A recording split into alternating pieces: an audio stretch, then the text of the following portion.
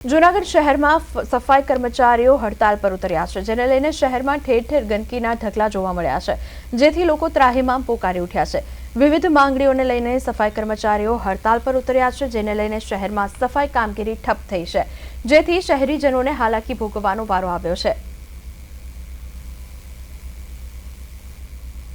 મુશ્કેલીઓનો સામનો વખતો વખત આવે છે અને જેથી કરીને વેપારીઓને સહન કરવાનો વારો છે, આવતા જતા ગ્રાહકોને સહન કરવાનો વારો આવે છે।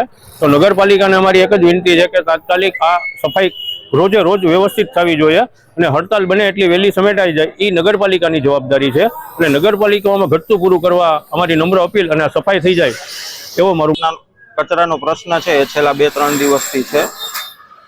કચરો એટલો અપાર થઈ ગયો છે કે વેપારી બધા હેરાન છે, ઇવન ગ્રાહક જે આવે છે એ પણ વળી જાય છે। એના લીધે ગ્રાહકીમાં પણ બહુ સારો એવો ફેર પડ્યો છે। પ્લસમાં 2 દિવસ પહેલા જે કચરાની ગાડી કચરો ઉપાડવા આવેલી અને ત્યારે બીજા જે પણ કચરા ઉપાડવાવાળા હોય એમને વિરોધ પ્રગટ કરવાના હેતુથી કચરા ગાડી આખી તોડી નાખી હતી, માથાકૂટ થઈ ગઈ હતી।